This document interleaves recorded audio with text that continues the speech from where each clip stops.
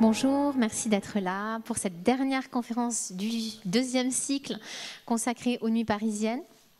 Pour aujourd'hui, donc nous recevons Luc Gwiatomski, un géographe, enseignant-chercheur à l'université Grenoble-Alpes en urbanisme, en aménagement, et qui est un spécialiste des nuits urbaines. Et donc il va vous parler des nuits actuelles. Donc bonne conférence.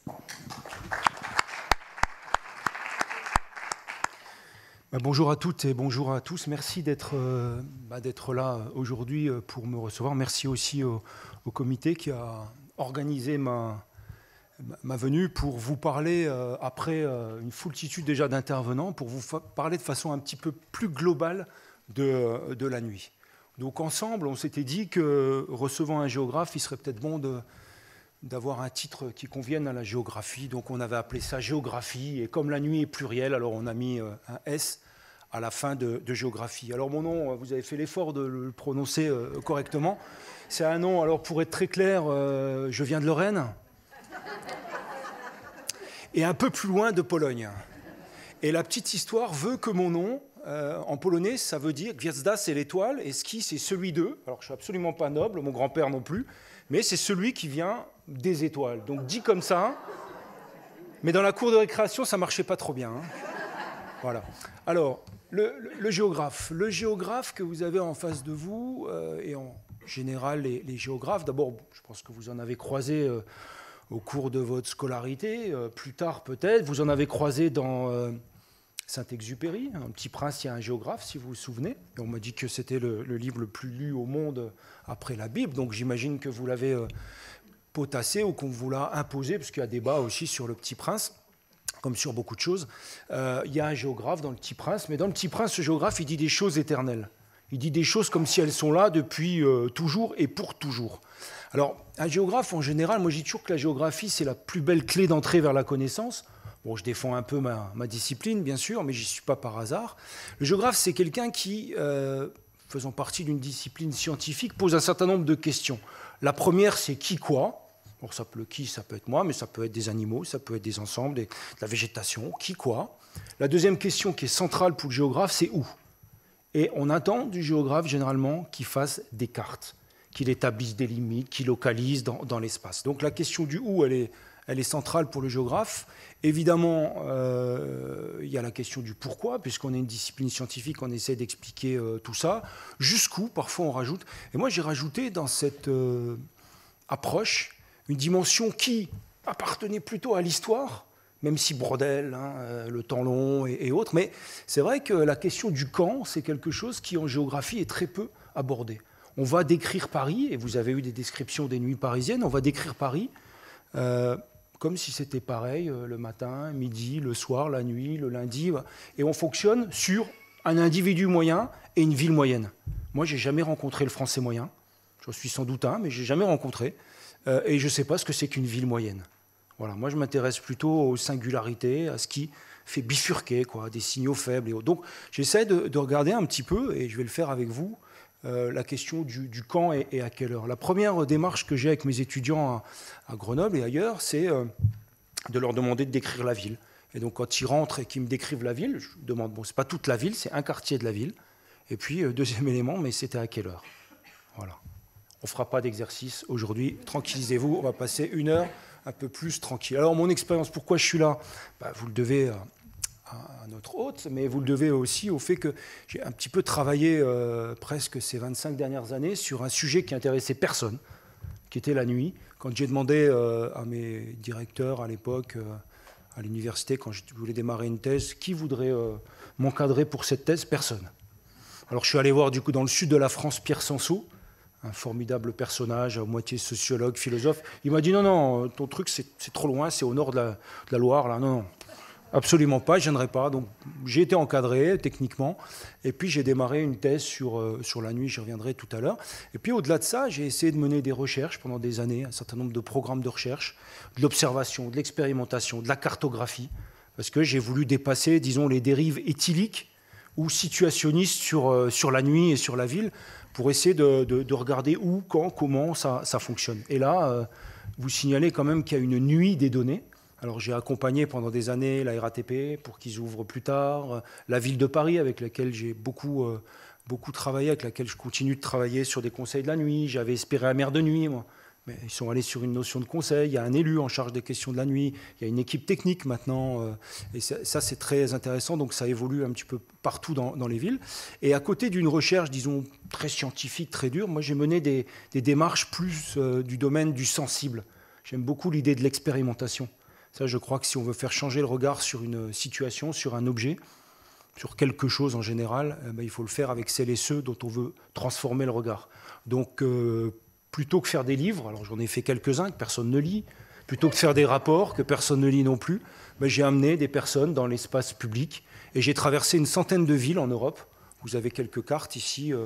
Vous avez la ville de Rome que j'ai traversée 2 fois, Oviedo, Gijón, vous avez Helsinki, enfin une centaine de villes plutôt en Europe, quelques villes en Amérique du Sud, aussi aux États-Unis. Du début de la ville à la fin de la ville, du début de la nuit à la fin de la nuit, avec une mission, ce n'est pas juste une balade, rencontrer 10 personnes et leur demander de vous parler de la nuit, qu'est-ce qu'ils y font, pourquoi, qu'est-ce que la nuit, et puis d'écrire 10 lieux. Puis le lendemain, c'est dur, après une vraie nuit blanche, quand on est allé au bout de la ville, revenir le lendemain, se poser et réfléchir à qu'est-ce qui vous a plu, dégorger d'abord. Le lendemain, vous revenez, vous n'avez pas dormi, vous êtes un peu bizarre, enveloppé encore, très sensible, très, très fatigué aussi. Puis vous décrivez ce que vous avez vécu. J'ai eu des larmes parfois, des cris de joie, en tout cas un émerveillement par rapport à quelque chose qui est très simple, mais que vous faites sans doute très rarement, parce qu'on a nos habitudes, nos routines, c'est sortir de chez soi et puis traverser la ville. C'est très simple. Sauf que s'il n'y a pas l'occasion, s'il n'y a pas la situation, au sens un peu des situationnistes, on le fait pas. Voilà, donc à partir de là, on a monté des diagnostics, créé des petits écosystèmes dans chaque ville qui continuent leurs recherches, leurs démarches, voilà, dans une dimension internationale. Puis il m'est arrivé même de monter, puisqu'il y a quelques années, j'ai dirigé une démarche, comme il en existe une aujourd'hui à Paris, une maison du temps et de la mobilité, une agence où on travaillait sur les questions de temps et non pas sur les questions d'espace, et où on a monté des expérimentations de nuit blanche, avant même Paris, de réseaux de transport à la demande la nuit pour les étudiants, et ainsi de suite. Voilà un peu d'où je parle. Alors la mission qui est la mienne aujourd'hui, d'abord vous transmettre quelques informations sur la nuit, vous donner envie de vous en mêler, mais a priori vous êtes là, c'est pas pour rien, sans doute c'est pour rencontrer vos amis qui sont là aussi, voilà, mais vous donner envie de vous en mêler, vous en servir pour penser la ville, le fameux vivre ensemble, qui est un mot valise, et puis aussi pour penser demain. Voilà, en très peu de temps, en même temps, on a une bonne heure. Vous m'arrêtez si je ne suis pas clair. Alors, pour explorer la ville, j'ai posé là quelques convictions qui pourraient être transformées pour les scientifiques, s'il y en a parmi vous, en hypothèse de travail. En tout cas, quand je suis parti dans mes premières recherches sur la nuit, je suis parti avec un certain nombre de convictions. La première, c'est il y a une nuit après le jour. À l'époque, il m'arrivait de beaucoup sortir et je constatais quand même que ça commençait à bouger les nuits, à se transformer. Deuxième réflexion, il y a des historiens et des historiennes parmi vous, la nuit révèle l'homme. Il paraît que Christophe Colomb, quand il a découvert ce qu'il croyait être l'Amérique, et qu'il croyait découvrir, paraît-il, il l'aurait découvert de nuit. Voilà. Deuxième élément de réflexion, quand vous voyez comme ça, vous avez beaucoup d'images maintenant qui circulent, où on voit le monde d'en haut, du ciel, les satellites, on l'a vu récemment avec ce jeune spationaute là, qui nous a nourris d'images intéressantes. Quand on voit la Terre d'en haut, on constate qu'en fait, elle est maintenant comme remplie de métastases lumineuses, en fait. Il y a un terme que j'emprunte à Michel Serres, le philosophe que vous connaissez bien, j'imagine. Il parle, lui, de renversement nature-culture. Il montre qu'aujourd'hui, les étoiles qui cloutaient le ciel, c'est son terme, elles sont venues clouter la Terre, et vous les voyez ici. Et quand vous regardez de haut, en fait, vous comprenez bien l'organisation de la ville. Vous comprenez bien l'organisation du territoire et l'énorme phénomène d'urbanisation. Donc elle révèle l'homme, dans ce qu'il a de bon et de moins bon. Elle révèle aussi la ville et l'urbanisation. Et vous avez, dans cette image de la Terre vue du ciel, ici on l'aperçoit assez mal, mais vous avez quelque chose qui est étonnant, c'est-à-dire qu'avant, vous aviez quelques points lumineux dans une espèce de nappe sombre. Aujourd'hui, vous avez des métastases lumineuses, et de loin en loin, ce que Michel Serres a appelé des sombrières, des zones, une montagne, la mer, des endroits où il n'y a pas de lumière, et la Corée du Nord, car la Corée du Nord n'est pas illuminée la nuit, ce qui est quand même intéressant, mais je ne suis pas sûr qu'ils soient inscrits dans une politique de développement durable. Voilà, je ferme la parenthèse. La nuit révèle l'homme, donc. La nuit est une caricature du jour. Donc, comme géographe, je suis un peu quelqu'un peut-être de feignant, parce que regarder la ville de nuit, c'est bien repérer ses centralités, ses zones de conflit, ces zones de tension, mais aussi ces zones de potentiel. Ouais, je vais vous dire pourquoi je parle de caricature. D'abord parce qu'effectivement, quand on regarde en haut de nuit, ben, on comprend ce qu'on ne comprend pas, même quand on passe avec un avion au-dessus d'une ville. On voit les ramifications, les lumières, les centralités, et ainsi de suite. Mais aussi parce que quand vous êtes dans la nuit, vous êtes soit hyper inséré dans la nuit, vous avez les contacts et vous sortez tous les soirs parce que d'un contact à l'autre, vous êtes quelqu'un pour qui toutes les portes de la nuit peuvent s'ouvrir, ou bien vous êtes quelqu'un on pense à des SDF, et on pense à la question de la citoyenneté, du droit à la ville, et le droit à la ville, c'est aussi le droit au logement, et ce droit au logement, il y a des débats, j'ai vu qu'il y a des choses qui se passent ici aussi sur cette question-là. Le droit au logement, la nuit, c'est quelque chose de difficile. Donc on est soit hyper inclus, soit hyper exclu. Mais je reviendrai là-dessus. Ensuite, quatrième hypothèse, il n'y a pas une nuit, mais des nuits. Alors vous verrez, il y a un certain nombre de phénomènes qui sont les mêmes dans toutes les villes du monde, ou la plupart, en tout cas celles que je connais. Et puis, il y a des cultures nocturnes spécifiques liées à la religion, liées aussi à l'histoire de la ville. Voilà. Mais elles sont aussi un petit peu en train de se banaliser. Dernier élément sur lequel j'ai déjà dit un mot, la nuit et la ville s'éprouvent plus qu'elles ne se prouvent. Moi, quand on me demande, et on demande souvent aux géographes de dire où est la ville, où elle commence, où elle finit, et ainsi de suite, j'ai tendance à dire, prenez votre sac à dos, des bonnes chaussures, on y va. Vous voulez voir ce que c'est quand il y a eu à Paris les violences urbaines, vous vous en souvenez, en 2005 ? Plutôt que de crier avec les loups, ou de quitter la France en disant ils n'ont rien compris, ou de dire ça va mal, et ainsi de suite. On s'est dit, on va aller voir ce qui se passe vraiment. Et on est parti avec un ami économiste, Gilles Rabin, et on a marché pendant une vingtaine de jours autour de Paris à la rencontre de celles et ceux qui, paraît-il, étaient tous les mêmes autour de Paris, celles et ceux qui mettaient le feu à la ville, celles et ceux qui étaient dans des phénomènes de violence extrême. Et on a essayé on a constaté qu'on était dans, évidemment, quelque chose de plus complexe, divers et certainement intéressant. Donc moi, je ne peux que vous inviter, au-delà des conférences auxquelles vous assistez, à partir dans la ville. Nous, on a une chance en tant que géographe, notre laboratoire, c'est le monde. Donc c'est quand même formidable. Donc à nous d'aller le parcourir. Je pense qu'on est toutes et tous géographes. Alors vous avez raison de vous intéresser à la nuit et au temps. Là, je vous brosse dans le sens du poil. Alors, intérêt de la nuit et du temps, vous en avez sans doute, vous me le direz tout à l'heure. Moi, je trouve, première chose, c'est que c'est la compétence de tout le monde et de personne.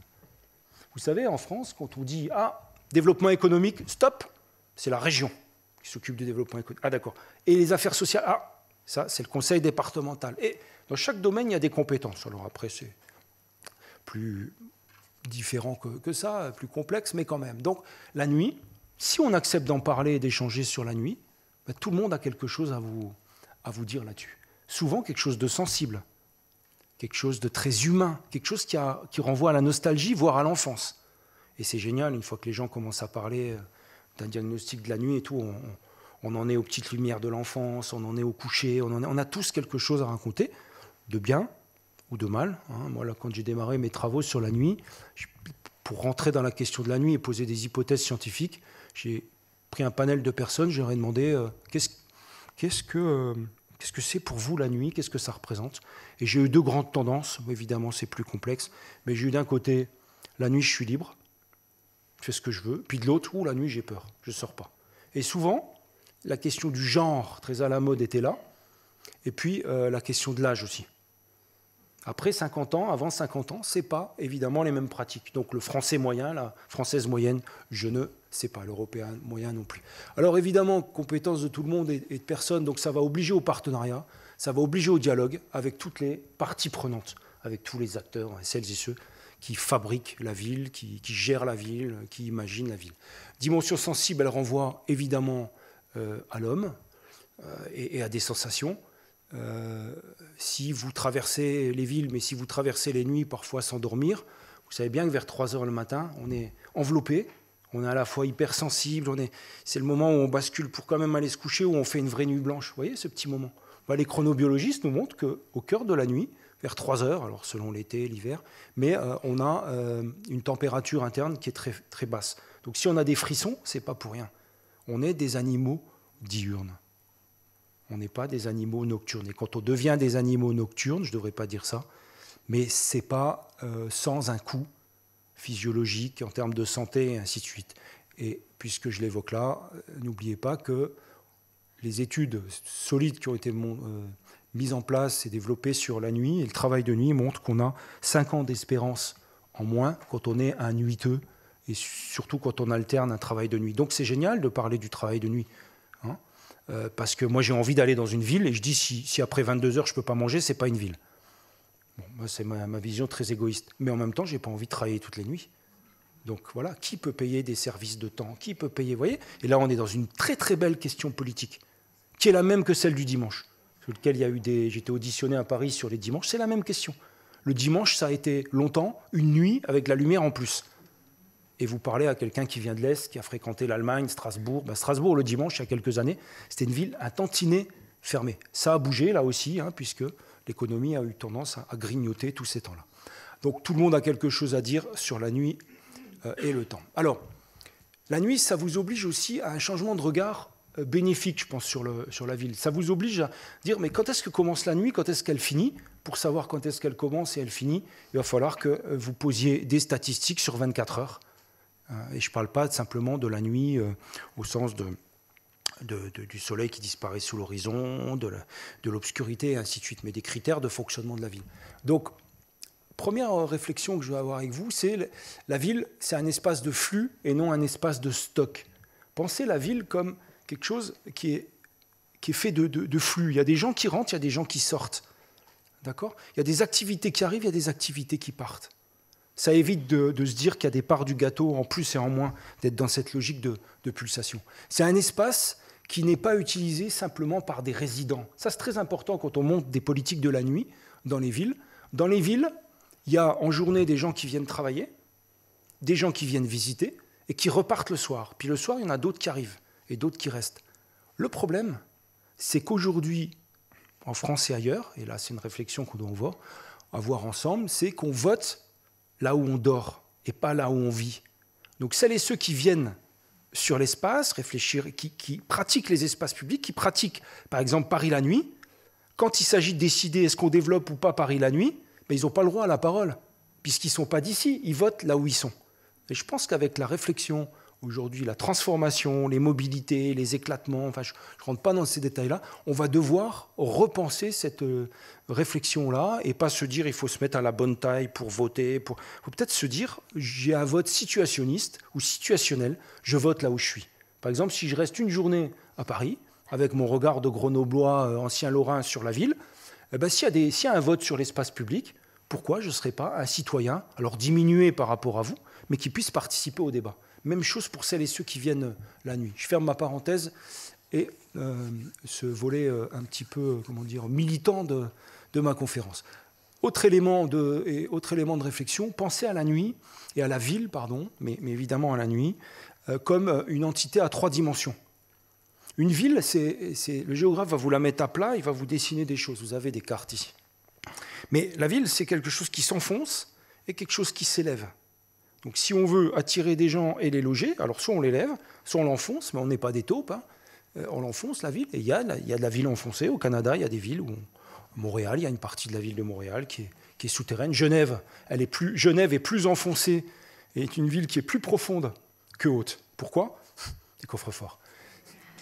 Voilà. Une entité à 3 dimensions qui évolue dans le temps. Donc vous avez une ville, c'est ça. Ça tourne, et ça va évoluer en fonction des heures, des semaines, des saisons, et ainsi de suite. Donc c'est compliqué, quoi. C'est un truc à 3 dimensions, une espèce de vaisseau. Alors, si mes camarades en haut à la technique sont d'accord, je vais vous montrer 3 petites cartes, pas plus pour ne pas vous ennuyer, qui sont 3 cartes, 3 cartographies, déjà anciennes, qui m'ont coûté beaucoup de temps, mais qui vous permettent peut-être de penser la ville en tant que système-temps, d'avoir une approche qu'on appelle soit spatio-temporelle, soit chronotopique. Chronos, le temps, topos, donc chronotopique, c'est ce qu'on essaye de développer. Je vous montre le type de carte qu'on peut faire quand on essaye très simplement, presque de façon positiviste, de dire où, quand, à quelle heure sont les cafés et les bars. Où est le centre de Strasbourg? Donc là, vous avez la jolie ville de Strasbourg, en tout cas ses limites, et vous avez les cafés et les bars à qui j'ai dû demander pour chaque jour de la semaine, chaque jour dans l'année, et ainsi de suite, à quelle heure ils ouvraient, à quelle heure ils fermaient. Parce qu'il n'existait pas de base de données, il y en a un peu plus, évidemment, aujourd'hui en ligne, mais tout n'est pas, c'est pas stabilisé, c'est pas bon. Donc il faut poser. Vous imaginez, vous toquez à la porte du barman et vous lui dites vous ouvrez à quelle heure, vous fermez à quelle heure, mais de quel droit? Donc il faut observer, il faut vérifier, et ainsi de suite. Donc là, vous voyez qu'il y a à la fois une centralité en termes spatial, mais vous voyez aussi que les cafés et les bars sont plutôt dans des ouvertures de soirée et de nuit, et puis qu'à un moment donné, à 2h30 du matin, ça ferme. Et c'est là que tout le monde se retrouve dans la rue, c'est là qu'il y a des conflits entre les gens qui essayent de dormir, les gens qui essayent de continuer à s'amuser, et ceux aussi qui s'approvisionnent. Voilà. Ici, vous avez une deuxième carte. Alors, vous avez entendu parler récemment vous savez, pour Nouvel An, il y a toujours des fameux feux de véhicules. Et c'était la tradition à Strasbourg. Elle perdure, mais on en parle moins, parce qu'elle est partagée maintenant dans toute la France. On brûle des voitures. Bon, je suis allé voir, moi, ce qui se passait pendant 10 ans. Tous les Nouvel An, j'étais là-bas, je regardais. C'était une espèce de rite. D'abord, les gamins brûlaient des cagettes, des cajots. Puis ensuite, ils jetaient des pétards, parce que dans les villes rhénanes, on jette des pétards. Puis après, les CRS venaient. Puis après, on jetait un peu des petits pétards sur les CRS. Puis après, il y avait des charges de CRS, et puis ça montait, puis on allumait une voiture. Et puis voilà, il y a une espèce de rituel, et en même temps des actes de délinquance, puis en même temps de l'arnaque à l'assurance. Enfin, c'est complet, je ne rentre pas dans le détail, mais vous avez ici quelque chose qui est une cartographie des feux de véhicules. Ce n'est pas tous les soirs comme ça. Hein. Donc plus les points sont gros, plus ça brûle. Ces données, j'ai dû les voler à un commandant de police, qui me les a au bout d'un moment donnés, disons, mais j'ai dû les subtiliser parce qu'on ne me les donnait pas, ces statistiques. C'est très intéressant, ça. C'est-à-dire qu'on vous donne des informations globales sur voilà, combien il y a eu sur Strasbourg, sur Paris, mais localement, on ne vous les donnait pas. Par contre, quand je suis allé aux États-Unis, à New York, on m'a fait signer un petit papier, et puis on m'a donné les infos. Mais je dis, pourquoi vous me les donnez en France, on ne me les donne pas, ces localisations? On me dit, moi je considère qu'on coproduit la sécurité et que la transparence fait partie de la démarche. Et en France, on m'a dit, écoutez, nous, on n'est pas là pour enflammer les banlieues, et on n'a pas à jouer ce jeu-là. Donc cette carte, évidemment, et maintenant il y a prescription, mais à l'époque, elle faisait un petit peu mal. Donc on voit quand même sur cette carte que la ville, elle brûle, elle s'enflamme, là où il n'y a pas de café, là où il n'y a pas de bar, là où il n'y a pas d'encadrement social naturel. D'accord? Là où ça ne fait pas ville. C'est très intéressant de voir que ça brûle, là où les centres socioculturels sont fermés, là où il n'y a pas d'illumination, là où il n'y a pas de commerce, déjà très peu en journée, mais il n'y en a pas le soir. Donc, et là où on retrouve qui dans l'espace public? Des jeunes, plutôt des garçons, bon, pas d'adultes, pas de jeunes femmes, très, très peu, pas de femmes en général, et des jeunes garçons qui, à un moment donné, dérapent dans leur pratique. Donc, qu'est-ce qu'on fait? Couvre-feu. Il y a 280 villes qui sont en couvre-feu pour les adolescents aux États-Unis. On en a mis en place aussi, mais je n'ai jamais vu le bilan de ces politiques. Il y a une autre stratégie qui consiste à dire, on n'ouvre pas toute la nuit, mais tous ces centres culturels, les transports, un certain nombre de services, on les pousse un petit peu plus tard pour permettre qu'il y ait, que le centre culturel puisse être ouvert un petit peu plus tard, qu'il y ait un encadrement social naturel et que ces jeunes gens qui, de toute façon, ne rentreront pas chez eux, soient encadrés. Et c'est des démarches qui ont eu lieu, notamment à Rennes, qui ont eu lieu en Espagne, il y a eu des démarches aussi à Paris. Intéressant que ces réflexions-là, elles démarrent après des démarches plus exceptionnelles, extraordinaires, comme les nuits blanches. On teste pendant les nuits blanches, qui deviennent une espèce de laboratoire, puis après on met en place pour des nuits plus ordinaires. Et ça, c'est intéressant comme démarche. Ici, vous avez les nuisances sonores. Intéressant aussi de voir que les nuisances sonores basiques sont liées au café, au restaurant, aux lieux d'animation. Et intéressant de voir aussi que ces nuisances sonores, elles démarrent à peu près vers 22h, alors que la loi vous permet de porter plainte. Donc c'est des données là, de la police nationale, mais j'en avais aussi de la police municipale et rurale. En fait, la loi vous permet de porter plainte en pleine journée s'il y a du bruit. Mais il y a un seuil de tolérance. Et puis il y a un abaissement aussi du niveau moyen de bruit qui fait que la moindre émergence de bruit devient insupportable. Voilà un petit peu pour quelques cartographies qui, normalement, elles sont faites pour permettre le dialogue entre les acteurs et peut-être la mise en place de politiques publiques. En tout cas, c'est comme ça que moi je les ai utilisées, même en tant que chercheur. Voilà, donc je disais, vous n'avez plus le choix, car la nuit s'invite dans votre actualité pour le meilleur et pour le pire. C'est vrai que quand j'ai démarré mes travaux sur la nuit, je disais, ça n'intéressait personne. Et puis surtout, il n'y avait pas grand-chose qui se passait. En tout cas, c'était mon sentiment. Depuis, on a quoi? On a des nuits événementielles, la nuit des musées, nuit de la philo, nuit de la science. Il y avait la nuit des idées hier, Toronto. ou jusqu'à Toronto, on va faire la nuit des idées. Les transports de nuit. J'ai mené une enquête auprès de 900 villes où on voit qu'il y a du transport de soirée et de nuit qui se développe.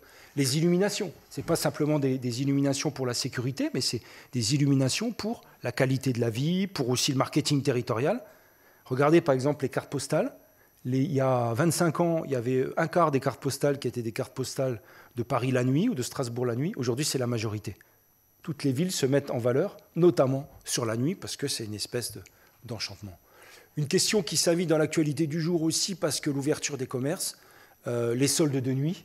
Alors c'est bien les soldes de nuit pour ceux qui y vont, mais il y a ceux qui derrière doivent travailler. Enfin, je dis c'est bien, je n'aurais pas à dire ça. Les marchés de nuit, alors on me disait oui, mais tes histoires là sur la nuit qui commencent à être colonisées par les activités du jour, c'est bien, mais c'est pour les grandes métropoles. Non, vous circulez dans toute la France, il y a des marchés de nuit jusqu'aux plus petites communes.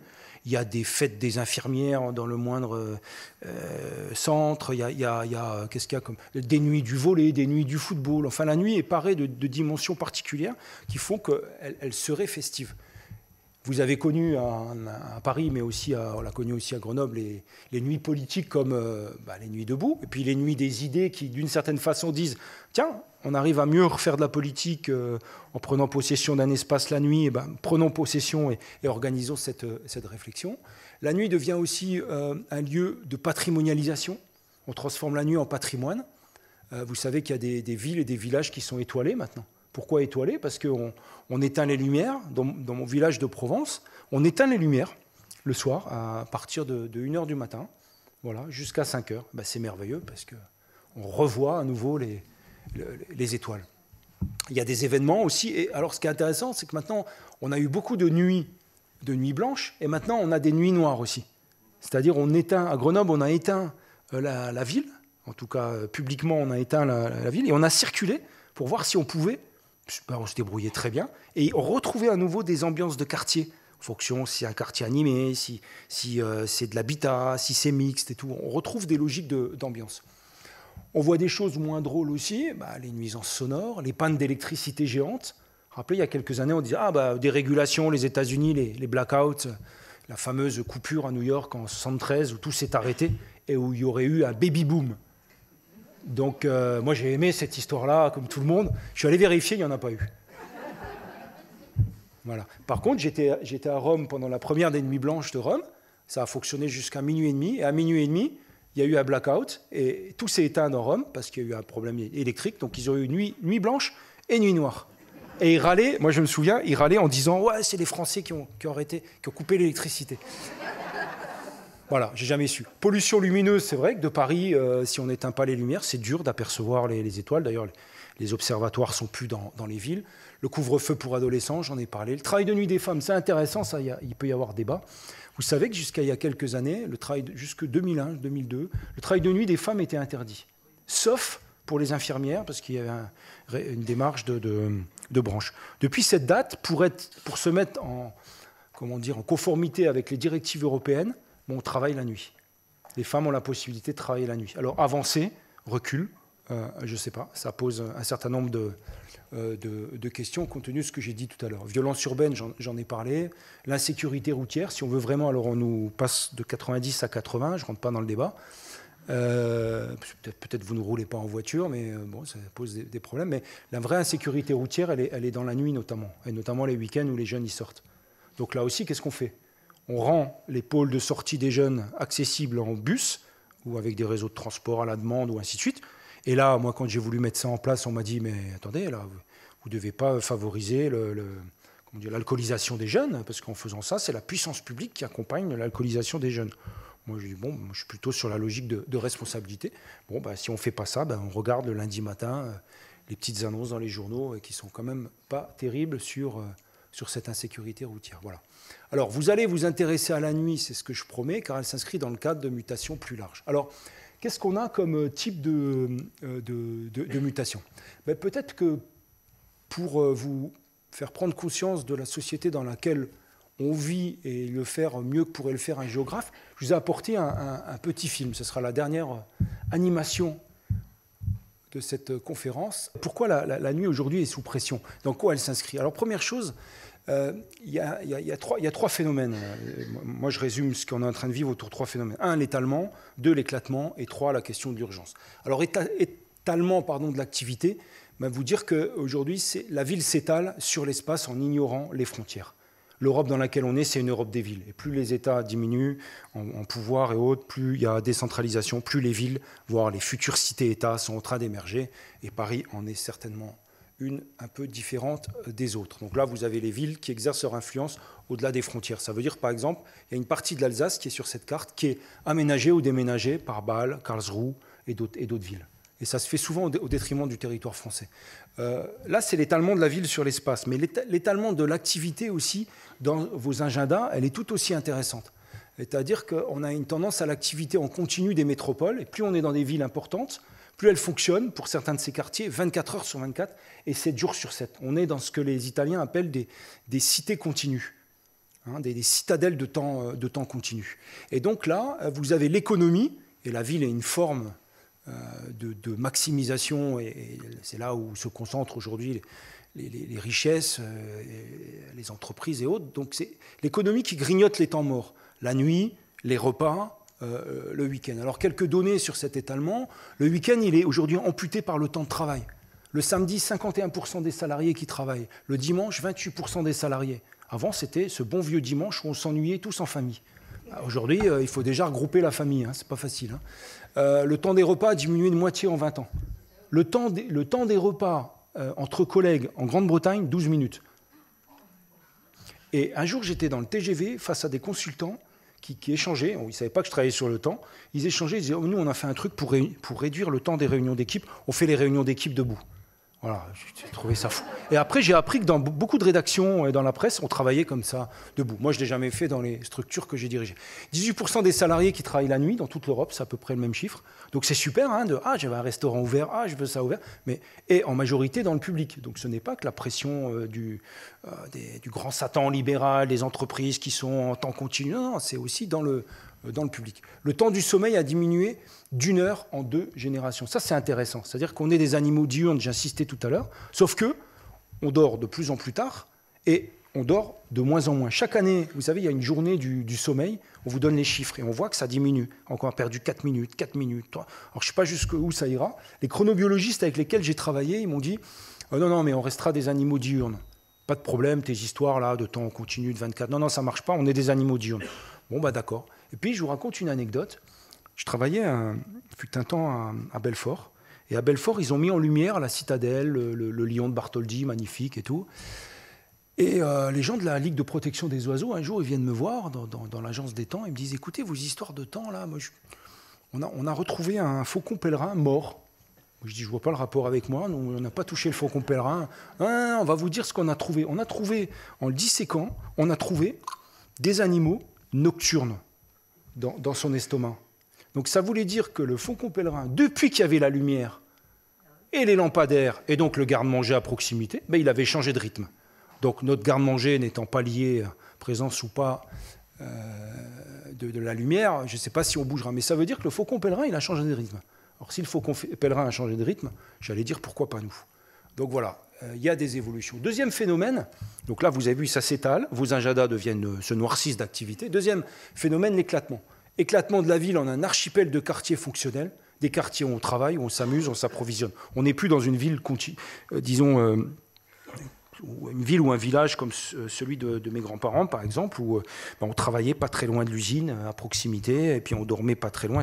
On fait 20 minutes en moyenne à vol d'oiseau tous les jours pour aller au travail. Donc ça veut dire qu'on n'est plus aux mêmes endroits. La ville est éclatée. C'est ce que voulait d'une certaine façon la charte d'Athènes. Charte d'Athènes, dans les années 30, c'était séparer les ouvriers des usines. Et voilà, mais sauf que ça, on a fabriqué des banlieues dortoirs et ainsi de suite. Éclatement des temps sociaux. Il y a une majorité aujourd'hui des salariés qui travaillent en horaire atypique. Ça veut dire que ce n'est plus des horaires atypiques. Éclatement des organisations, les territoires, les entreprises, les syndicats, les familles. Essayez, par exemple, de faire une réunion d'équipe dans une entreprise. Essayez de faire un repas de famille. Essayez de réunir les gens qui sont dans votre commune. C'est difficile, parce qu'ils ont des horaires totalement différents.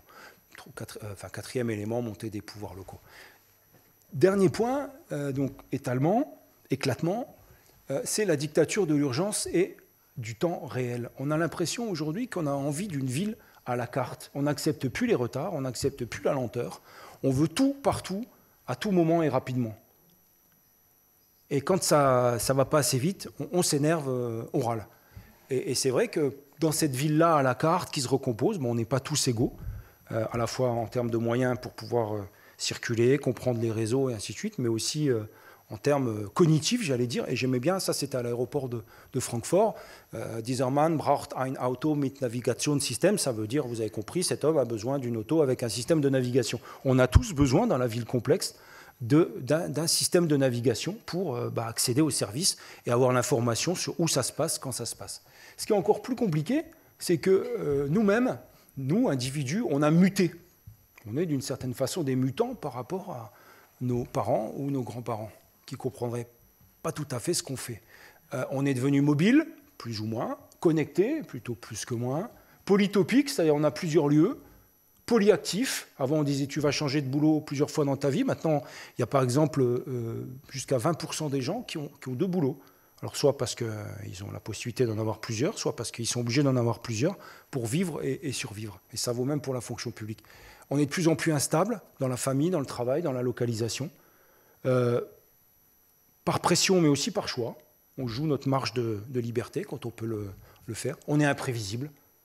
Avant, on prévoyait d'aller chez des amis 3 semaines à l'avance, c'était réglé. On prévoyait de partir en vacances. Presque on sortait du camping ou de la maison, hop, on relouait pour l'année d'après. C'est vrai ou c'est pas vrai? Aujourd'hui, jusqu'au dernier moment, le patron du camping, il ne sait pas. Le patron du système de transport, il ne sait pas. Donc on est devenu imprévisible, ubiquiste, c'est-à-dire qu'on est là, mais on voudrait être ailleurs. Peut-être qu'il y en a qui sont en train d'envoyer des SMS pour organiser leur soirée pendant qu'ils m'écoutent. Il paraît que les plus jeunes d'entre nous ont un cerveau qui a muté, ils peuvent faire plusieurs choses à la fois. On est devenu hybride aussi. Quand vous demandez à quelqu'un, c'est très intéressant de vous demander à quelqu'un, qu'est-ce que tu fais? Généralement, il fait plusieurs choses. Par exemple, si le prof, il va vous dire « Oui, je suis prof, mais j'ai aussi un cabinet de conseil à côté. » C'est très bien d'avoir plusieurs points. Celui qui n'a qu'un boulot, qui habite toujours le même quartier, et qui a les mêmes amis, il n'est pas très intéressant, en fait. Et on est tous dans le développement durable, mais on fait tous le malin à la récré, à la cantine ou dans les soirées avec le dernier endroit qu'on a fait. Voilà, je viens de faire Madagascar. Ah bon? Voilà. Si vous dites « J'ai fait Paris », bon, je ne suis pas sûr que ça intéresse grand monde. Voilà. Alors, vous allez me dire, bon, il est venu de Grenoble pour nous raconter ça, quel intérêt? Voilà. Tout simplement, intérêt parce que cette nuit s'inscrit dans ces évolutions que j'ai montrées. Et cette nuit, elle est longtemps restée un oubli pour tout le monde. Quand vous travaillez sur les villes, en tant que technicien, vous travaillez sur les villes la plupart du temps en journée. Éventuellement, vous les réparez la nuit, vous les préparez au jour. Les chercheurs commencent à peine à s'intéresser. Nos agendas, quand ils étaient des agendas papier, on ne pouvait pas prendre de rendez-vous la nuit. Vous regardez, ils s'arrêtaient à 21h. Donc ça veut dire qu'on ne travaille pas la nuit. Ça veut dire que c'est peut-être des rendez-vous qui ne doivent pas être dans ce carnet-là. Hein. Et quand j'avais présenté un jour cette conférence en Italie, et les camarades italiens m'avaient ramené, un mois après, ils m'avaient ramené je crois que ça s'appelait Orario della Luna, un agenda de la nuit. Ils avaient trouvé en Italie un agenda de la nuit, j'avais trouvé ça très, très marrant. Seuls les artistes et les écrivains ont puisé leur inspiration dans les nuits. Il n'y a pas besoin de, vous savez ce qu'on doit à la nuit. D'ailleurs, les artistes et les écrivains se sont réfugiés dans la nuit. Les seuls qui s'intéressaient à la nuit, c'était les malfaiteurs, le pouvoir qui essayait de la contrôler, et puis ceux qui trouvaient dans la nuit leur muse. Aujourd'hui, ceux qui s'intéressent à la nuit, c'est les industriels, les commerçants et le marché. Alors, c'est une approche difficile la nuit. Vous avez eu plusieurs conférences sur le thème, mais pourquoi? Parce que c'est un moment de sommeil, d'abord, on dort. Sauf à faire un peu pression, il faut dormir. C'est très drôle, c'est une négation de 8 heures. Prenez nuit, c'est non 8. Nacht, c'est 9 art. No 8 et no OT. Voilà, je vous livre ça, réfléchissez. paraît que ça marche en suédois. Des peurs et des fantasmes, bah, la nuit ça fait peur souvent. Hein, on voit, difficulté pour les enfants, et pas que pour les enfants. La télévision, alors c'est en train de changer, les écrans qui marchent plutôt le soir, d'accord, et qui phagocytent nos soirées. On passe un paquet d'heures devant la télé, devant les écrans aujourd'hui, c'est plutôt en soirée. Puis difficulté à penser l'espace et le temps, la ville, la nuit, bon, c'est compliqué. La définition de la nuit, si vous la reprenez, c'est une définition qui n'est pas trop adaptée à Paris aujourd'hui, par exemple. Prenez la définition. Nuit, ça vient du latin nox, c'est la période de temps au cours de laquelle le soleil disparaît sous l'horizon. Ça, c'est simple. Donc, ça veut dire c'est une discontinuité essentielle. C'est le temps des ténèbres et de l'obscurité. C'est aussi, pour nous, pour les autres, le temps du sommeil. Et par extension, c'est le temps du repos social. Et qu'est-ce qui caractérise le repos social? C'est le couvre-feu. Et pendant longtemps, les villes s'éteignaient le soir. Et pourquoi on mettait en place ce couvre-feu? Pour une question de contrôle, bien sûr, mais aussi parce qu'on éclairait les villes à la bougie, à la chandelle, à l'huile, et que c'était dangereux. Et que les grands incendies, ça a plutôt été des incendies qui se déclaraient la nuit, et c'était difficile de les contrôler. Donc on ferme. Il y a des villes qui fermaient la nuit, beaucoup. À Strasbourg, vous savez, il y a encore une cloche qui s'appelle le Zehnerglock, et qui demandait aux Juifs de quitter la ville. Voilà. On demandait aux gens de quitter la ville. Une partie des gens de quitter la ville. Résultat des courses, ils ont quitté la ville. Ils continuent à vivre en partant de Strasbourg vers l'extérieur. Et ça a donné les plus belles brasseries de France. Ou presque. Voilà. C'est vrai aussi dans des villes, par exemple, si vous allez dans les villes du Mzab en Algérie, à Gardaïa, les portes fermées vers 9h30. Et dans vos immeubles respectifs, peut-être que le gardien de l'immeuble a mis un petit mot en écrivant n'oubliez pas de fermer à clé après 10h. Il reste toujours comme si on allait se transformer après 10h et minuit. Alors là, le carrosse, la pantoufle et tout ça. À terme ambigu, la nuit, c'est le temps des conspirations qui vont éclater au grand jour. Vous savez, les conciliabules, c'est les dîners en ville, c'est le soir. Où des majorités basculent. Les complots, c'est le soir, c'est la nuit. Voilà, la nuit, évidemment, les cauchemars, les monstres. Ne pas oublier que la nuit, c'est le moment aussi de la transgression et du plaisir. Pas l'oublier, ça. Dans un exposé scientifique, on met ça de côté, c'est une vraie question. Les rapports qu'on a, par exemple, on devient adolescent le jour où on découche, le jour où on fait une première nuit blanche, le rapport à l'alcool, au sexe, à d'autres excitants, c'est souvent un premier rapport rituel, souvent accompagné, qui est nocturne. C'est la période aussi intéressante, la nuit, où tout paraît possible. On refait le monde. On refait rarement le monde en plein jour, sauf après un repas bien arrosé. Mais la nuit, on a tous des bonnes idées, vous savez, et puis on les note, super, je vais faire un superbe article. Puis quand on les remonte en plein jour, parce qu'on remonte dans le jour, on se dit, ouais, bon, c'était pas terrible mon histoire, et on oublie les projets qu'on avait avec ses amis.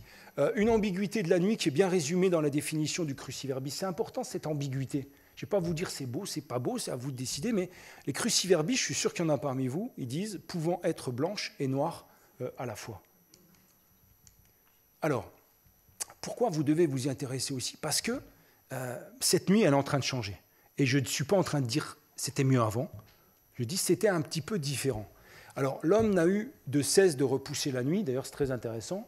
La vision positiviste et positive, elle est toujours pour le jour. Je vais faire la lumière sur cette affaire. Hein? Oh, il faut quand même que tu m'éclaires. Tout est positif. Quand c'est la nuit, c'est négatif. Et là, on voit, d'ailleurs, depuis la nuit des temps, l'homme a cherché à s'éclairer. La nuit des temps. Hein. Alors, la nuit, elle a été conquise par quoi? Par la lumière. C'est le progrès technique. Je ne vous fais pas toute l'histoire, hein, jusqu'à l'éclairage au LED. La police et la sécurité, l'affirmation politique, c'est important. N'oubliez pas cette histoire de la théorie des deux corps, avec le roi qui ne meurt jamais, la France et l'Espagne, des pays ou des empires sur lesquels le soleil ne se couche jamais, hein, cette continuité comme ça du pouvoir. L'économie aujourd'hui, grâce à ces nouvelles conditions, qui est en train de grignoter. Et on est passé au fil des siècles, je ne vous fais pas face à des historiens cette démarche historique, mais on est passé de la ville de garde, où on assure un peu la sécurité, au by night, qui est une invention du 19e siècle. Je sais qu'il y a des expositions sur les expos universelles ici. Donc voilà, le by night, c'est une invention de journalistes du 19e siècle. Et puis aujourd'hui, ce que moi j'ai appelé la diurnisation. C'est-à-dire, en fait, des activités de jour, pas des activités spécifiques de fête, de lâcher prise, mais des activités du jour qui rentrent dans la nuit. Je vous en montre comme ça rapidement. Bon, mise en lumière des villes pour l'agrément, développement de l'industrie en continu. Les sites industriels, pour gagner de l'argent, tournent 24-24, 7 jours sur 7.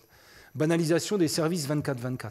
Il n'y a pas si longtemps, avoir un guichet bancaire ouvert, c'était compliqué la nuit. Maintenant, il y a des distributeurs de parapluies, des distributeurs de fleurs, vous avez accès à tout le monde, partout, n'importe quand. C'est une vraie banalité. Sauf que quand vous le faites, ça coûte cher, parce que celui qui travaille, il travaille de nuit, donc son salaire il est plus haut pour l'instant, pendant que c'est encore exceptionnel de travailler la nuit. Puis ils ne sont pas toujours là, même si c'est marqué 24-24, croyez-moi. Développement de distributeurs automatiques, fin du couvre-feu médiatique. Il y en a beaucoup parmi vous, je le vois, qui ont connu la speakerine, qui ont connu la télé qui s'arrête, qui ont connu la radio qui s'arrête. Moi, dans mon enfance, il y avait un petit bruit à la radio, ça faisait tant, tant, tant, puis poup, il n'y avait plus rien. Donc là, vous avez beau avoir la radio sous l'oreiller, c'est fini. Qu'est-ce qu'on fait ? Maintenant, il y a Internet, il y a tout ça. Développement du travail de nuit, même dans le monde agricole. Et une autre anecdote, il y a quelques années, j'avais travaillé sur des archives agricoles et des agriculteurs qui disaient, au moment de la mécanisation, donc à la sortie de la guerre, la Deuxième Guerre mondiale, ils disaient, mais c'est bizarre, ils nous mettent des phares sur les tracteurs, ça veut dire qu'un jour on va travailler la nuit. Circuler dans les campagnes, en France et ailleurs, on travaille beaucoup la nuit pour toutes sortes de raisons. Développement des commerces de nuit, multiplication de l'offre de loisirs nocturnes et émergence petit à petit d'une économie de la nuit. Les acteurs de la nuit s'organisent en lobby et ainsi de suite. Des pressions nouvelles, les nocturnes culturelles. Quand vous faites quelque chose aujourd'hui, il faut tout de suite qu'il y ait une dimension. Vous faites une foire, il faut une dimension nocturne. Vous faites un événement, il faut une dimension nocturne. La mise en réseau planétaire, l'assouplissement des lois. Oui, ça c'est intéressant. La nuit, c'était un espace d'un point de vue légal et juridique qui était différent. C'est-à-dire, vous n'aviez pas le droit de rentrer chez les gens, par exemple, la nuit, de faire une perquisition. Maintenant, vous pouvez, pour des questions de terrorisme, et ainsi de suite. Donc, il y avait ces fameuses images où on voit des policiers en bas devant la porte à attendre que le jour se lève. Vous n'aviez pas le droit de chasser, vous n'aviez pas le droit de pêcher. Le travail de nuit des femmes était interdit. Et puis, si jamais quelqu'un... Moi, je rentre chez vous, par exemple, et je vous vole. Vous me découvrez, vous m'abattez. Au tribunal, vous aviez une circonstance atténuante parce que c'était de nuit. Elle joue de moins en moins.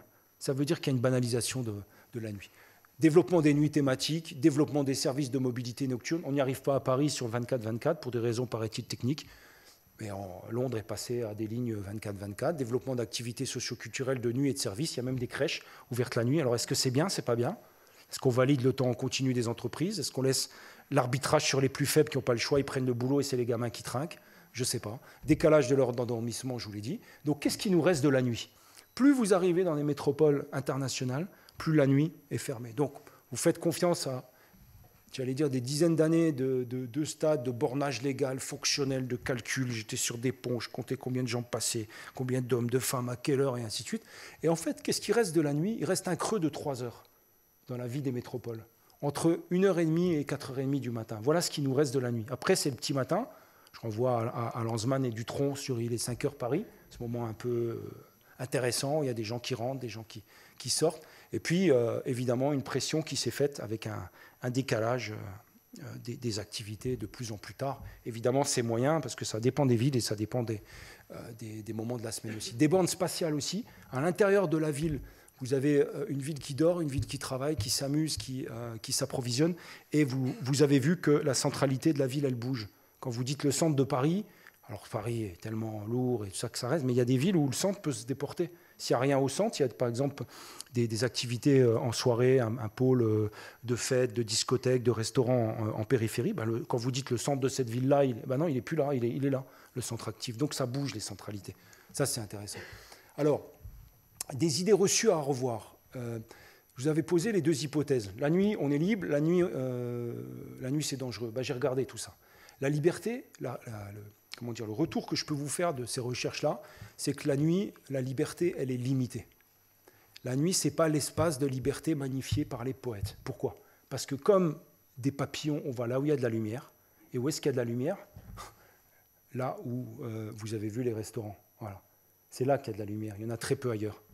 Ailleurs, dans les périphéries, c'est les bailleurs qui gèrent la lumière. On met très peu en valeur des monuments en périphérie. Première chose. Deuxième chose, selon nos âges, notre sexe, nos goûts et ainsi de suite, on ne rentre pas dans tous les endroits. Il y a des endroits, à mon âge, je ne rentre plus, alors que je rentrais facilement avant. Ça fait mal, la fois on vous dit non, monsieur, je suis désolé. Et là, vous dites, zut, si vous êtes seul, ça va, mais s'il y a des amis avec vous, ne faites pas trop le malin avec ça. Il y a des physionomistes à l'entrée de ces lieux. Et en fait, dans la nuit, on se fait beau pour sortir, comme on se faisait beau le dimanche. Et Et on se fait beau par rapport à sa culture. Donc on va dans des endroits qui sont marqués, dans des clubs, dans des endroits. Il y a très peu d'endroits finalement dans la nuit où il y a vraiment du mélange. Dans chaque ville, il y a mes grandes villes, 1 ou 2 bars américains un peu mélangés où des gens de mon âge, des plus jeunes peuvent se croiser, mais sinon c'est très rare. Donc liberté limitée. Insécurité relative aussi. Alors première chose, il n'y a pas plus de crimes la nuit que le jour.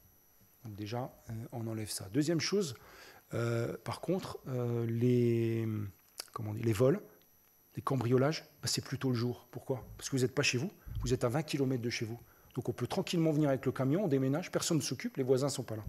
Mais l'idée d'Arsène Lupin avec son masque, c'est plus ça aujourd'hui, les vols. Par contre, il y a des vols dans les centres commerciaux. Évidemment, quand les zones commerciales sont vides, les voitures béliers, ainsi de suite, ça marche comme ça. Et puis on ne meurt pas plus la nuit que le jour. Parce que, vous savez, il y a ces phrases, il y a plein d'expressions sur la nuit, il y en a beaucoup, pardon. Et on pourrait en parler, mais on n'aura pas le temps. Mais on dit souvent, ça va Jean-Claude, il ne passera pas la nuit là. Jean-Claude, il va mourir de nuit, quoi.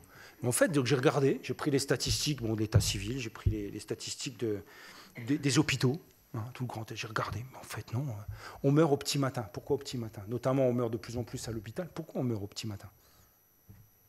Parce que l'infirmière qui a bataillé avec vous, j'ai fait des enquêtes, lisez un magnifique bouquin sur la nuit qui s'appelle « Les savoirs de la nuit ».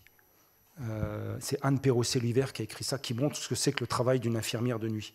Une infirmière, c'est quelqu'un de nuit, c'est quelqu'un qui travaille un peu comme si elle était en milieu rural.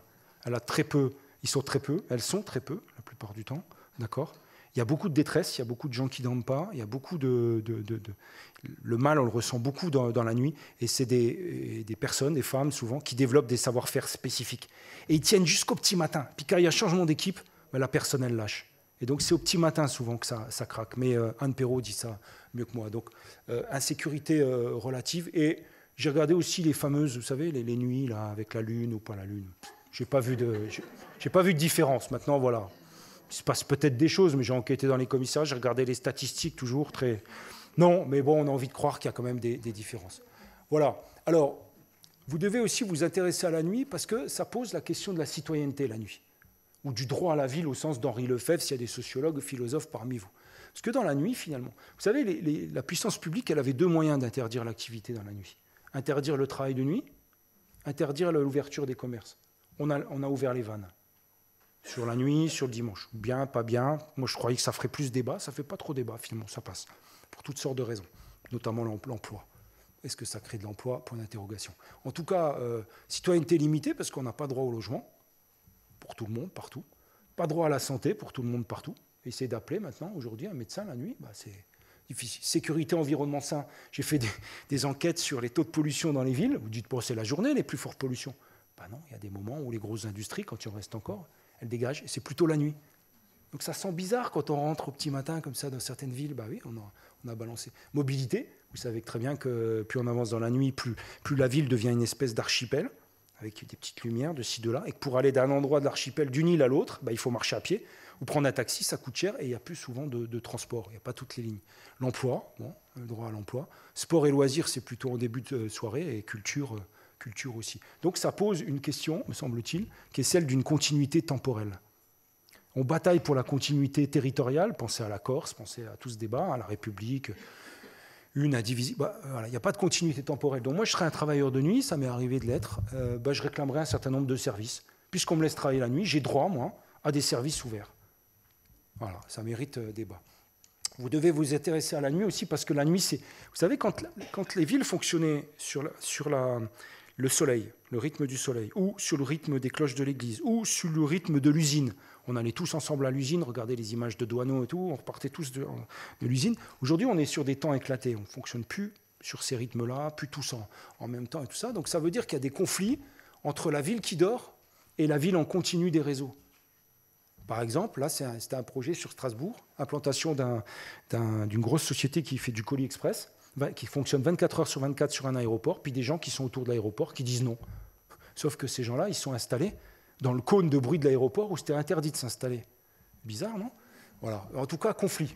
Conflit qui est un conflit de nuit. Conflit sur les horaires de commerce. Dans toute l'Europe, on a les mêmes questions. Là, je crois que c'était une votation en Suisse, en 2013. Conflit sur les horaires de travail.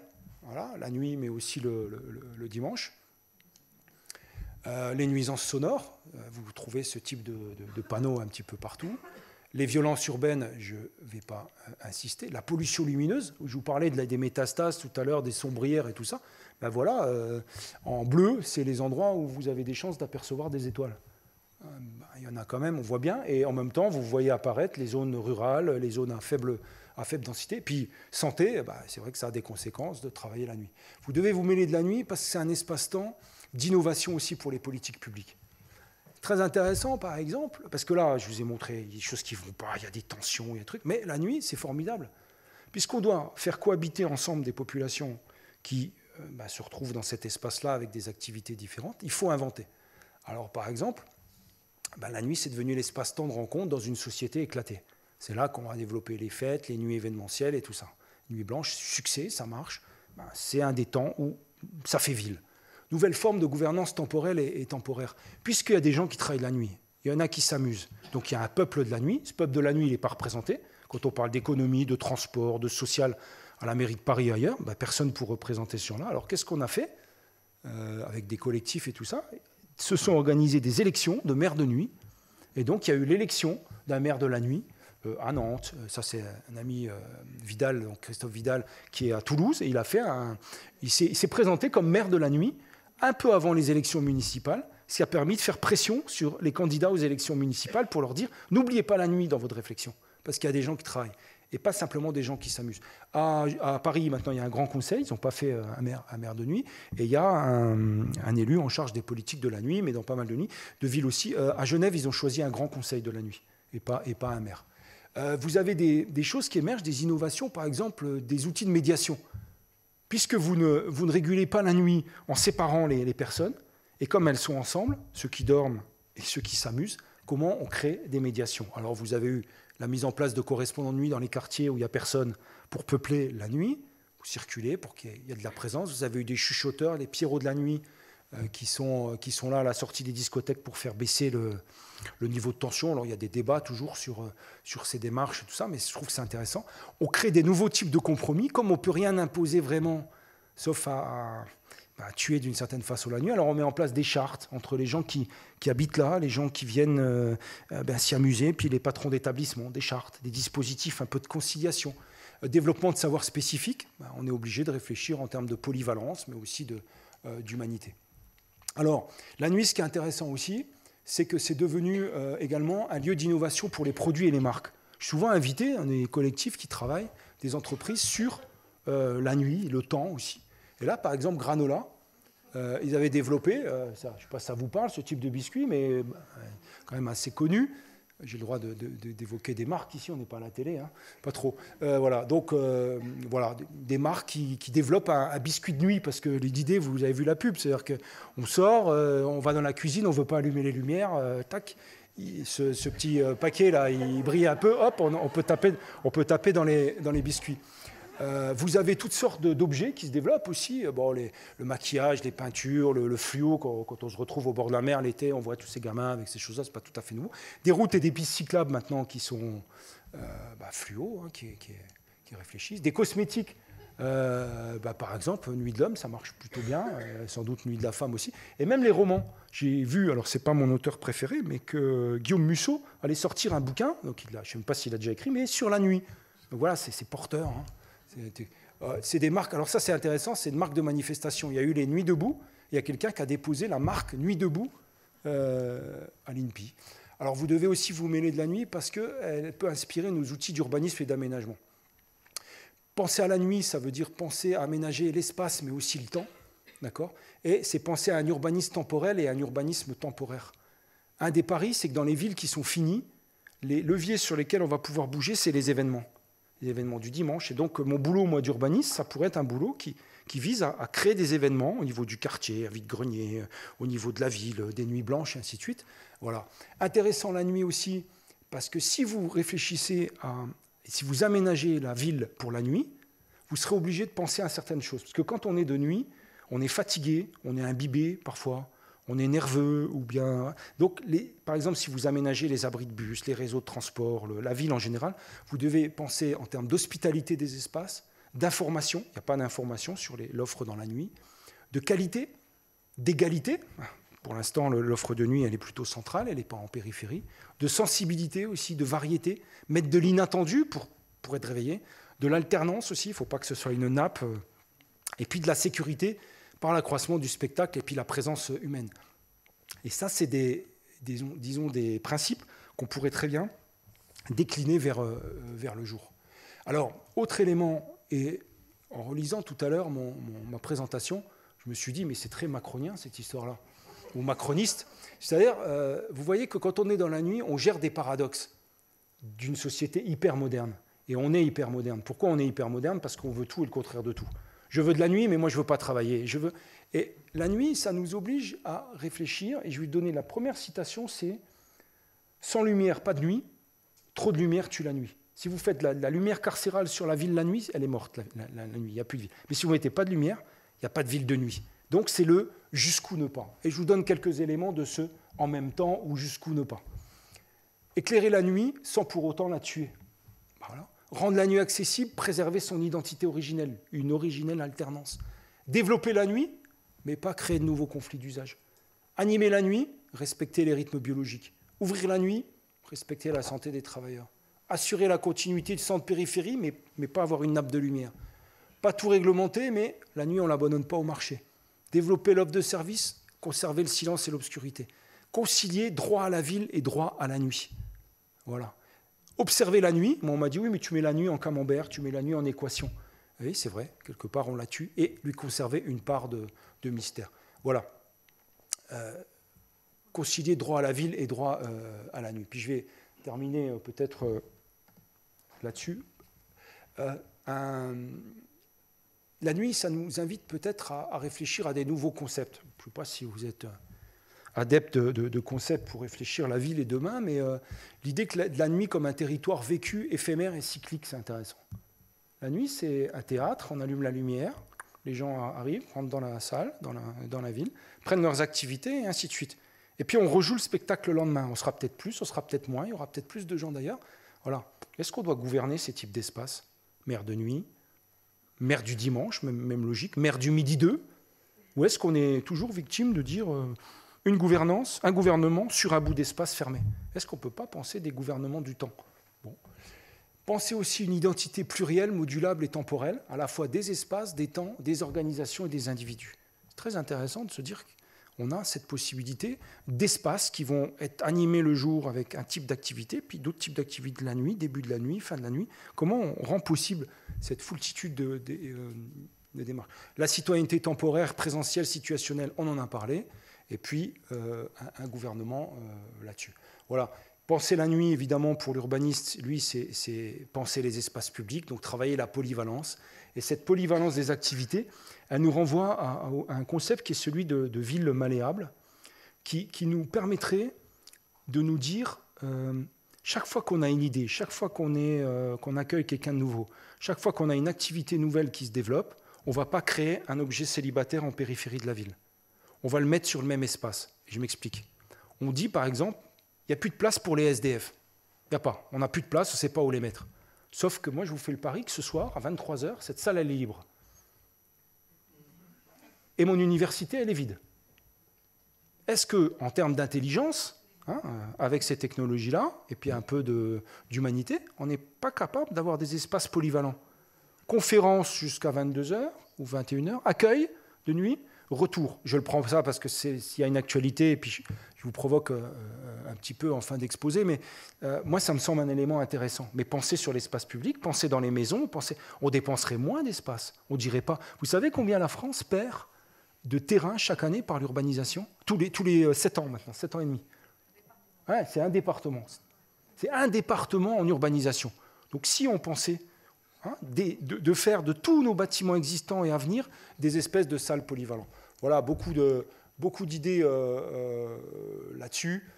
L'intérêt de la nuit, vous le voyez, innovation, imaginaire, espace-temps de résistance, bioindicateurs. Je pense que si on n'arrive pas à bien vivre ensemble dans nos villes, à gérer ces questions-là, la nuit, on n'y arrivera pas le jour. Donc on a intérêt à s'intéresser à la nuit, ce n'est pas un gadget. Transfert d'expérience aussi vers d'autres espaces. Qu'est-ce que j'avais dit ici? C'est une question d'équilibre. Voilà. vous voyez ce genre de choses. C'est aussi un temps de résistance à l'exploitation. Elle oblige à réfléchir en termes de rythme. Et je terminerai par cette citation, les leçons de la nuit et du temps. Je pense que quand on réfléchit à décaler des horaires ou quand on est soumis à ces horaires-là, il faut toujours se poser la question.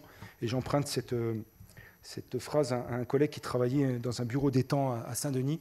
Il disait, en termes de politique temporelle, réflexion sur le temps et sur la nuit, toujours se demander si le jeu en vaut la chandelle. Voilà, je vous remercie pour votre attention. Merci à vous.